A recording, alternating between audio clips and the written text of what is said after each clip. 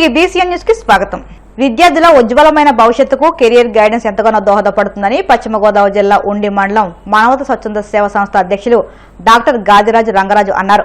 ఉండి మానవతా సంస్థ ఆధ్వర్యంలో చెరుకువాడ హైస్కూల్, ఉండి హైస్కూల్లో విద్యార్థులకు కెరియర్ గైడెన్స్ క్లాసులు నిర్వహించారు. 10th క్లాస్లో ప్రథమ, ద్వితీయ, తృతీయ స్థానాలు సాధించిన వారికి ప్రశంసా పత్రాలు అందజేశారు. ఈ కార్యక్రమంలో మండల చైర్మన్ రుద్రరాజు యువరాజు, కోశాధికారి కేటీ సత్యనారాయణ, భీమవరం మానవతా చైర్మన్ బుద్ధరాజు వెంకటపతిరాజు, అధ్యక్షులు Chintalapati Ramakrishnaraju, motivator Kaligotla Gopala Sharma, doctor Sairaju Satyanarayanaraju, HM Akbar Chakravarthy, Venkateswararao, Madhu, Srinivas తదితరులు పాల్గొన్నారు.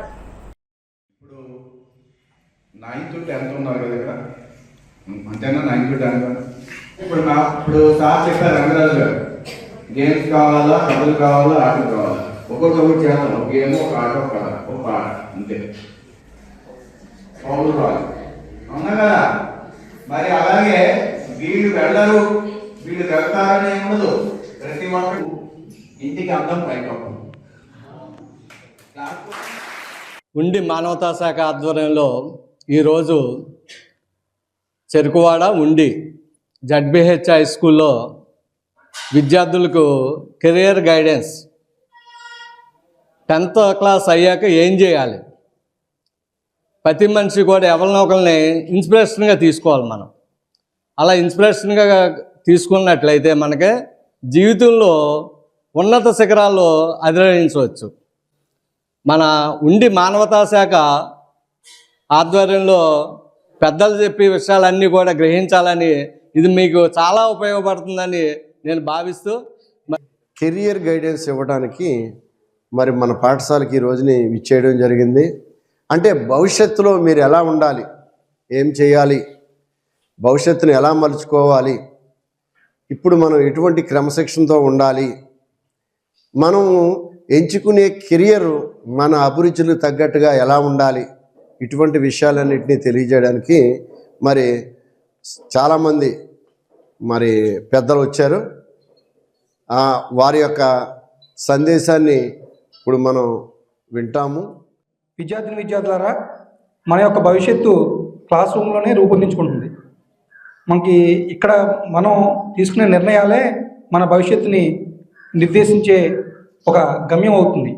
కాబట్టి మీరు మీ యొక్క విద్యని బాగా అభ్యసిస్తూ ఇటు తల్లిదండ్రులకి మరియు మీకు విద్య నేర్పినటువంటి ఉపాధ్యాయులకు గర్వపడేలాగా కెరీర్లో మంచి స్థితికి వెళ్ళాలని మనస్ఫూర్తిగా కోరుకుంటూ, నేటి బాలలే రేపటి పౌరులు అనే ఉద్దేశంతో మరి రాబోయే తరానికి మీరు ఆదర్శంగా కావాలని మీ అందరికీ కూడా ఇక్కడికి కెరియర్ గైడెన్స్ని మా మానవతా సేవా సంస్థ తరఫున అందించడానికి విచ్చేసినట్టు అందరికీ కూడా హృదయపూర్వక నమస్కారం తెలియజేస్తూ, కెరియర్ గైడెన్స్ ప్రోగ్రామ్ మేము ప్రతి సంవత్సరం ప్రభుత్వ ఉన్నత పాఠశాలలో 10th క్లాస్ చదువుతున్న విద్యార్థులకు, 9th క్లాస్ చదువుతున్న విద్యార్థులకు మేము రాష్ట్ర వ్యాప్తంగా నిర్వహించడం జరుగుతుంది. మీ స్కూల్లో గత సంవత్సరం కూడా చెరుకువాడ స్కూల్లోను, హై స్కూల్లోను, ఉండి హై స్కూల్లోనూ కూడా మేము నిర్వహించడం జరిగింది. అప్పుడు కూడా మేము చెప్పాం, మీకు విద్య నిమిత్తం ఏ అవసరమైనా కానీ ఆర్థిక అవసరాలన్నీ కూడా మేము తీర్చడానికి మా సంస్థ ఎప్పుడూ సంసిద్ధంగా ఉంటుంది. తల్లిదండ్రులు, తర్వాత ఉపాధ్యాయులు, మీ తల్లిదండ్రులు చెప్పిన విషయాలు, ఉపాధ్యాయులు చెప్పిన విషయాలు సరిగ్గా అవగాహన చేసుకుని వాళ్ళు చెప్పినట్టు నడుచుకోవాలి. అలాగే మీరు ఏదైనా ప్రయత్నంలో ఓడిపోవచ్చు, కానీ ప్రయత్నం చేయటంలో ఓడిపోకూడదు. మీరు అలాగే ప్రతి విషయాన్ని పాజిటివ్గా థింక్ చేస్తే మీకు మంచి భవిష్యత్తు ఉంటుంది. మీరు దిగులు నిరాటంకంగా మీకు ఉండదు. మీకు హ్యాపీగా పాజిటివ్గా థింక్ చేస్తే ఏది వచ్చినా మన మంచి, కానీ పాజిటివ్గా థింక్ చేశారనుకోండి మీ భవిష్యత్తు చాలా బాగుంటుంది. మా అమ్మమ్మ తాతయ్య గారు ఊరు. చిన్నప్పుడు ఈ చెరువు గట్టునే ఆడుకుంటూ ఉండేవాళ్ళం.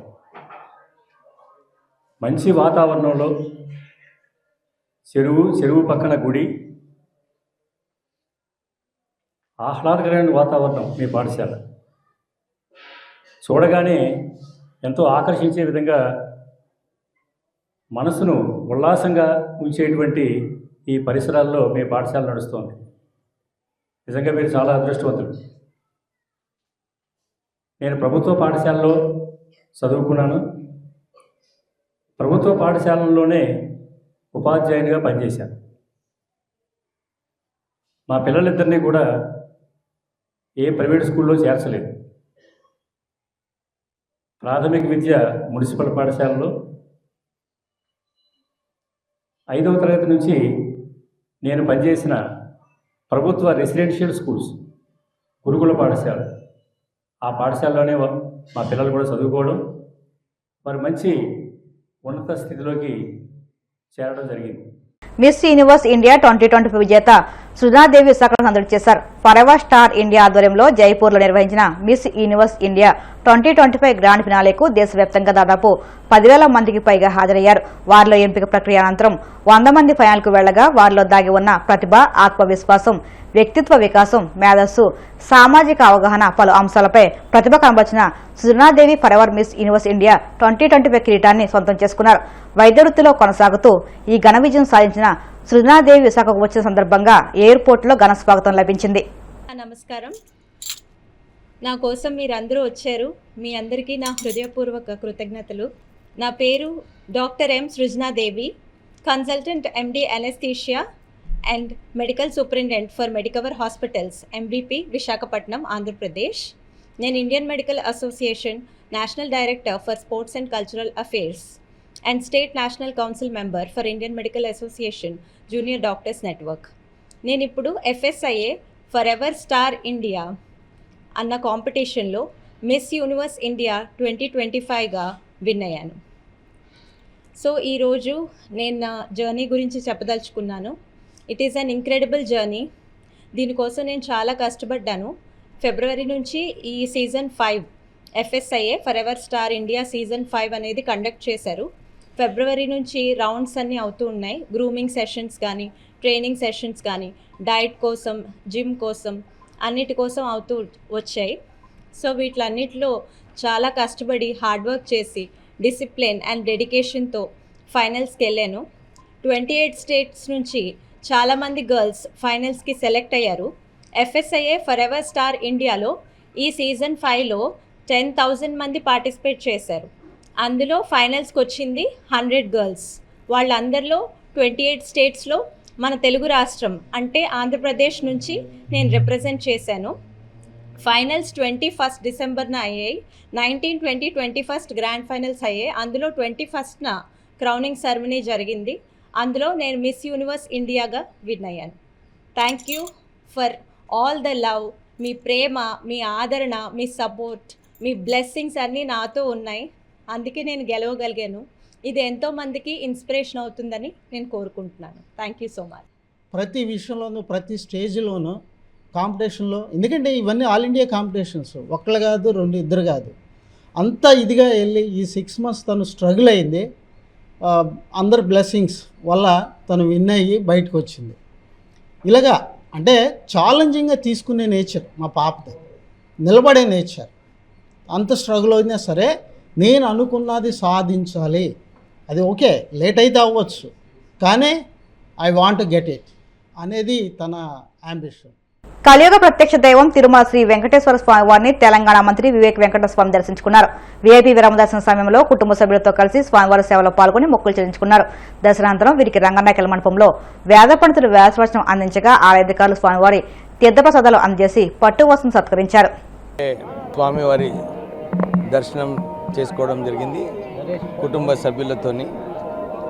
నేను ఈరోజు మొక్కింది ఒక విషయం, మారుమూరు ప్రాంతాలలో ఎకనామిక్ రిఫార్మ్స్ వచ్చిన తర్వాత ఉపాధి కల్పించాలని చెప్పి ఆ రోజులలో కాంగ్రెస్ ప్రభుత్వం మన్రేగా ప్రారంభం చేయడం జరిగింది మహాత్మా గాంధీ గారి పేరుతో. ఈరోజు మొన్న బీజేపీ ప్రభుత్వము పార్లమెంట్లో పేరు మార్చి ఏదైతే 90% కేంద్రం నుంచి కాంట్రిబ్యూషన్ ఉండనో దాన్ని 60% చేయడం జరిగింది. మేము ఇదే కోరుతున్నాం. నేను మెంబర్ ఆఫ్ పార్లమెంట్గా ఉన్నప్పుడు 16 లక్షల కోట్ల రెవెన్యూ ఉండే కేంద్ర ప్రభుత్వానికి, ఇప్పుడు 40 లక్షల కోట్ల రెవెన్యూ అయ్యింది. అన్ని పదార్థాల మీద 18% GST వేయడము, కేంద్ర ప్రభుత్వం ఆదాయం పెరిగింది. ఇలాంటి పరిస్థితులలో అన్ని రాష్ట్రాల పరిస్థితి ఫైనాన్షియలీ ఎఫ్ఆర్బిఎం కేంద్ర ప్రభుత్వం ప్రారంభించిన తర్వాత ఆర్థిక పరిస్థితి రాష్ట్రాలలో బాగాలేదు. ఇప్పుడు ఆర్థిక పరిస్థితి రాష్ట్రాలు 40% ఇవ్వాలంటే మారుమూరు గ్రామాలలో ఉద్యోగాలు ఎట్లా వస్తాయి? కేంద్ర ప్రభుత్వం బాధ్యత ఏదైతే 60% చేశారో ఇది మళ్ళీ 90% చేయాలి. మీరు ఈ పేరు ఏదైతే మన్రేగా ఇచ్చారో ఇంకొక కొత్త స్కీమ్ తీసుకొచ్చి ఆ పేరు పెట్టుకోవచ్చు. మహాత్మా గాంధీ గారు ఏదైతే ఈ దేశానికి స్వాతంత్రం తీసుకొచ్చారో వారి పేరు ఇలా మార్చడం సరిగా కాదు. మేము వారిని అప్పీల్ చేస్తున్నాము. తెలంగాణ ముఖ్యమంత్రి రేవంత్ రెడ్డిపై బీఆర్ఎస్ వర్కింగ్ ప్రెసిడెంట్ కేటీఆర్ మరోసారి విమర్శలు గుప్పించారు. నల్గొండ జిల్లాలో కొత్తగా గెలిచిన సర్పంచ్లు ఉప సర్పంచ్ సన్మానించిన సందర్భంగా ఆయన మాట్లాడుతూ రేవంత్ రెడ్డి పాలనపై తీవ్ర వ్యాఖ్యలు చేశారు. రేవంత్ రెడ్డి 2 ఏళ్లలో ప్రజలకు ఉపయోగపడే పనులు చేయకుండా ప్రత్యర్థులపై కేసులు వేసే పనులు మాత్రమే జోరుగా ఉన్నారని మండిపడ్డారు. మీడియాకు లీకులు ఇవ్వడం, నోటీసుల డ్రామాతో ప్రజల దృష్టిని వేరే దిశగా మళ్లించడం చేస్తున్నారని విమర్శించారు. నదీ జలాలపై రేవంత్ కు ఏమాత్రం అవగాహన లేదని ఎద్దేవా చేశారు. సాగునీటిపై ప్రభుత్వం చిత్తశుద్ది లేదని దుయ్యబట్టారు.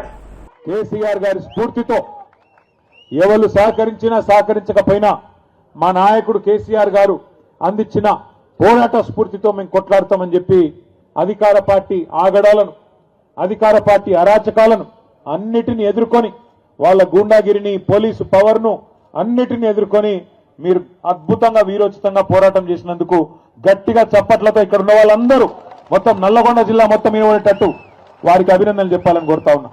గెలిచిన వారికి, స్వల్ప తేడాతో ఓడిన వారికి, గెలిచి ఓడిన వారికి పేరు పేరున అందరికీ అభినందనలు. గెలిచి ఓడిన వారు అని ఎందుకంటున్నా అంటే దగ్గర ఇప్పుడే మా భూపాల్ రెడ్డి అన్న చెప్పినట్టు ఒక 1000-1500 గ్రామాల్లో నిజానికి మనం గెలిచినాం. కానీ లంగతనంతో చిల్లర మల్లర మరి అధికారులను అడ్డం పెట్టుకొని కావాలని తిమ్మిని బమ్మిని చేసి గెలిచిన వాళ్ళని కూడా ఓడిపోయినట్టుగా రీకౌంటింగ్ లో ఓడగొట్టింది కాంగ్రెస్ ప్రభుత్వం. అయినప్పటికీ దాదాపు రాష్ట్ర వ్యాప్తంగా చూసినట్టయితే మరి ముఖ్యమంత్రి కాలికి బల్పం కట్టుకొని 2 ఏళ్ల విజయోత్సవాల పేరిట జిల్లా జిల్లా తిరిగిండు. స్థానికంగా ఉండే ఎమ్మెల్యేలు బెదిరించిండ్రు. మీకు ఇందిరమ్మ ఇండ్లు రావు, ఫలానా పథకం రాదు, ఫలానా పథకం రాదు అని బెదిరించిండ్రు. కాలికి బల్పం కట్టుకొని ఎమ్మెల్యేలు, అధికార పార్టీ ఎమ్మెల్యేలు ఊరూరు తిరిగిండ్రు. ఇంకా చాలా రకాలుగా అధికార యంత్రాంగాన్ని అడ్డం పెట్టుకొని బెదిరించినారు. ఇన్ని చేసినా రాష్ట్ర వ్యాప్తంగా నిజాయితీగా కనుక ఎన్నికలు జరిగింటే 60% టచ్ అయ్యేది. అయినప్పటికీ దగ్గర 35-40% స్థానాల్లో ఇవాళ బీఆర్ఎస్ గెలిచింది అంటే దానికి కారణం మీరు మీరు మీరు అనే మాట మళ్ళొక్కసారి నేను విజ్ఞప్తి చేస్తా ఉన్నా. నిజంగా మీ పోరాట స్ఫూర్తి ఇలా పార్టీ నాయకత్వం మొత్తానికి కొత్త ఉత్సాహం ఇచ్చింది. వార్తలు ముగించే ముందు ముఖ్యాంశాలు మరొక్కసారి. 4 వేస్ట్ ఎనర్జీ కేంద్రాల డెవలపర్స్ తో ఏపీ డిస్కమ్లు ఒప్పందం. 119 మెగావాట్ల విద్యుత్ ఉత్పత్తి అయ్యేలా ఏర్పాట్లు చేస్తున్నామన్న మంత్రి నారాయణ.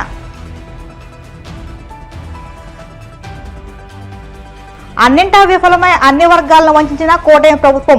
రాష్ట్రంలో ఇల్లీగల్ జూదాన్ని లీగల్ చేస్తుంది మండిపడ్డ మాజీ హోంమంత్రి తానేటి వనిత. తిరుమల శ్రీవారిని దర్శించుకున్న తెలంగాణ మంత్రి వివేక్ వెంకటస్వామి. ఆలయ మర్యాదలతో స్వాగతం పలికిన అధికారులు. ప్రజలకు ఉపయోగపడే పనులు రేవంత్ రెడ్డి చేయడం లేదన్న కేటీఆర్. మీడియాకు లీకులు ఇస్తూ ప్రజల దృష్టిని మళ్లిస్తున్నారని విమర్శ. ఈ వార్త ఇంతటితో సమాప్తం. మరిన్ని వార్తల కోసం BCN digital YouTube channel, Facebook పేజీని ఫాలో అవ్వండి. అప్డేట్ వార్తల కోసం ప్లీజ్ సబ్స్క్రైబ్.